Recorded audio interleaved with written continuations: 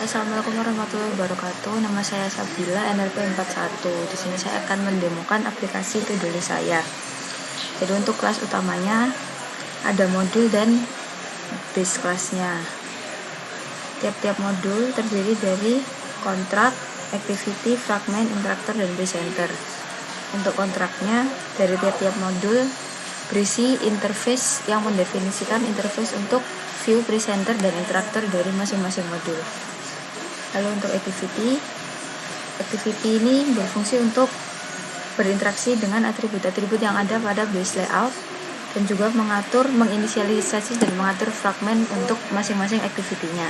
Activity dari tiap-tiap modul itu sendiri mengextend base fragment holder activity yang mengextend kelas base activity, di mana di base activity ini yang mendefinisikan metode untuk mengeset fragment kepada activity-nya. Dan pada activity ini juga bisa digunakan untuk menerima intent apabila diperlukan. Lalu ada fragment. Di fragment ini berfungsi untuk berinteraksi dan menginisialisasi atribut-atribut yang ada pada layout fragment dari masing-masing modul. Lalu untuk presenter ini berfungsi untuk sebagai perantara antara interaktor dan login fragment dan berfungsi untuk mengatur data apa yang akan ditampilkan pada view, yaitu di fragment. Dan interaktor itu sendiri merupakan kelas yang berfungsi untuk berinteraksi dengan data atau melakukan proses fetch API seperti post, put, delete, dan lain sebagainya. Untuk masing-masing modul, fragment, interaktor, dan presenternya mengimplementasi interface yang sudah didefinisikan di kontrak dari masing-masing modul. Selain itu, ada juga kelas starter. Kelas starter ini berfungsi untuk menginisialisasi Android Networking dan Network Provider. Android Networking adalah library yang saya gunakan untuk melakukan fetch API, dan Network Provider ini adalah kelas yang digunakan untuk berinteraksi dengan shared preference.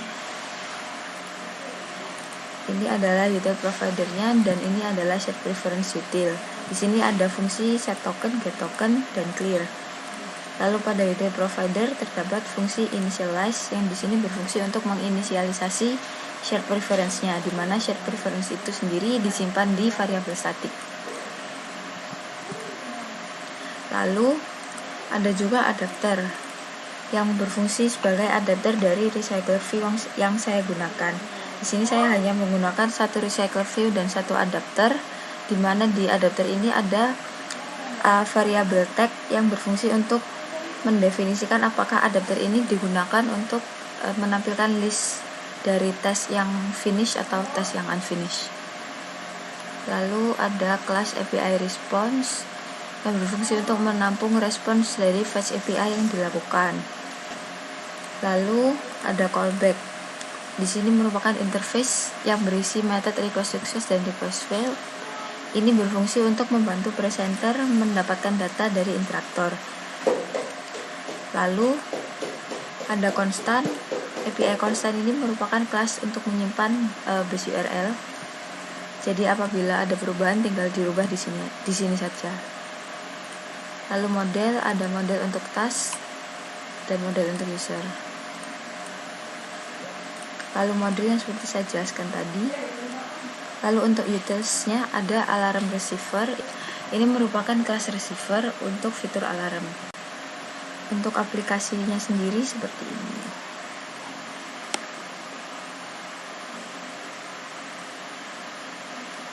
Jadi di sini apabila user sudah login, maka user tidak harus login ulang dan langsung direct ke halaman to-do list.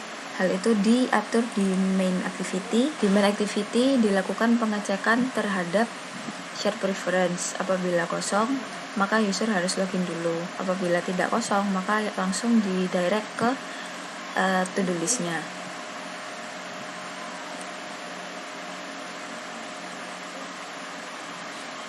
Lalu di sini ada dua tab, yang kiri untuk menampilkan list yang task yang unfinished, lalu yang kanan untuk menampilkan list dari task yang sudah finish. Ini menggunakan satu layout saja, yaitu fragment to-do list. Lalu adapternya juga hanya satu di list task adapter.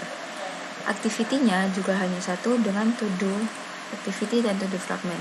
Caranya agar dia tahu dia harus menampilkan data yang unfinished atau yang finished itu dari sini di intent. Jadi saat manggil activity to do itu mengirim integer melalui intent. Kalau integer yang dikirim 0, maka nanti yang ditampilkan data tes yang unfinished. Kalau yang dikirim 1, yang ditampilkan data tes yang finish.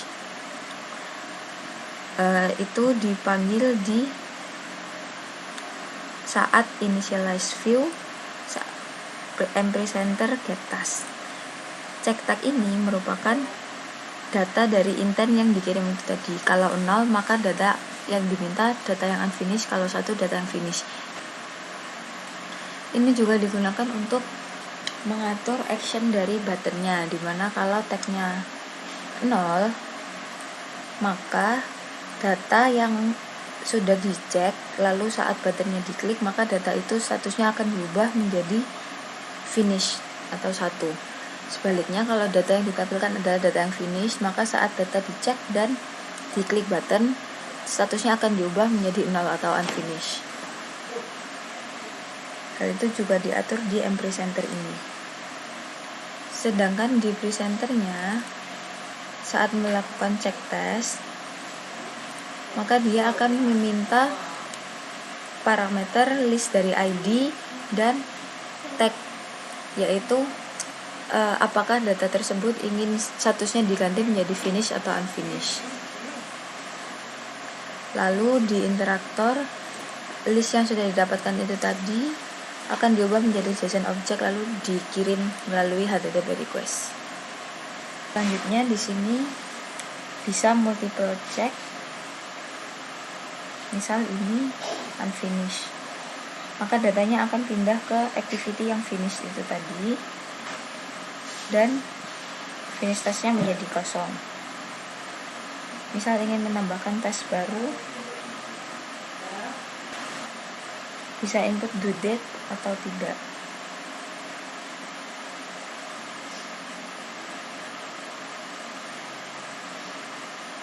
Kalau tidak input due date, maka akan jadi seperti ini. Bisa diedit, misal ditambahkan due date jadi seperti ini. Lalu bisa dihapus.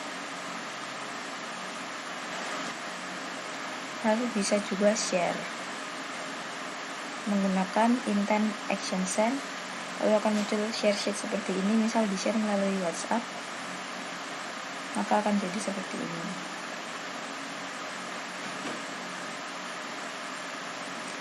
Lalu kalau di logout, maka user akan kembali ke login page, di mana bisa login, register, atau sign in dengan Google.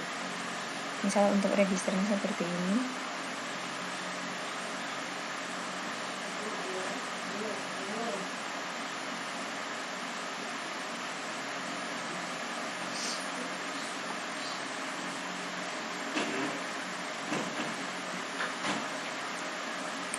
Lalu untuk sign in dengan Google, kalau diklik seperti ini, lalu nanti bisa memilih akun mana yang ingin digunakan untuk sign in. Lalu akan dilakukan pengecekan apakah akun tersebut sudah pernah sign in atau belum. Kalau misalnya belum, maka akan register dulu. Kalau sudah pernah, maka langsung login dan menampilkan datanya melalui token yang sudah didapatkan melalui proses login itu tadi. Dan ini yang ditampilkan di sini adalah nama dari akun Google-nya. Sekarang kita coba untuk membuat fitur alarm.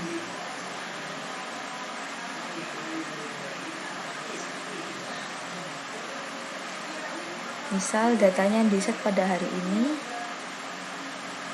lalu waktunya di-set 1 menit dari sekarang.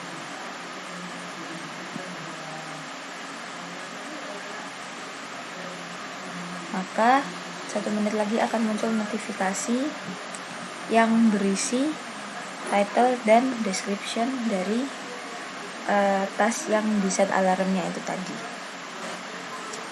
Nah, ini sudah muncul alarmnya. Sekian untuk demo aplikasi dari saya. Terima kasih. Wassalamualaikum warahmatullahi wabarakatuh.